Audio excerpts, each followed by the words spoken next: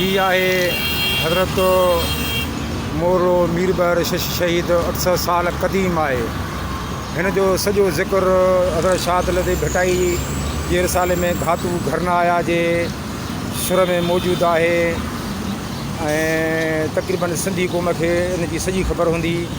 हीअ हिते गुलबाई में आहे। तव्हां हीअ ॾिसो था हिन खे का दीवार न आहे, बिल्कुलु नंगा, बिल्कुलु का दीवार न आहे। ऐं हीअ हिन जे मथां हिकिड़ी पुल ठहियलु आहे, इहो ॾिसी सघो था। हीअ पहिरियां हिन खे दीवार हुई, मगर हाणे का दीवार न आहे। हिते ख़ुदि वॾियो भरे रहिया हुआ, जंहिंजे करे तव्हांखे मुंहिंजा अखर ई पोयां लिखियलु उबता नज़र ईंदा हूंदा।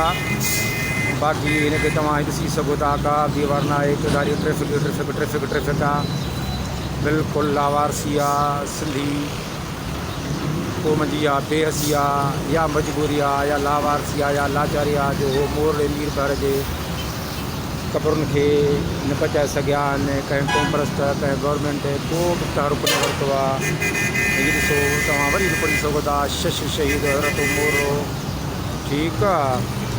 हीअ हुन जूं क़बरूं आहिनि। हीअ पोइ ॾिसो, हीअ क़बरूं आहिनि। हीअ क़बरूं इंशाअल्लाह ताला तव्हांखे हीअ मुंहिंजो वीडियो पसंदि ईंदो।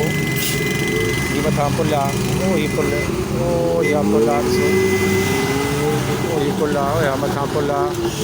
इंशाअल्लाह ताला हीअ तव्हांखे वीडियो पसंदि ईंदो। ऐं गवर्नमेंट को तहरुक वठंदी ऐं हिन क़दीम विरसे जी का मालिकी कंदी। महिरबानी उमर फ़क़ीर जे तरफ़ां। ख़ुदा हाफ़िज़।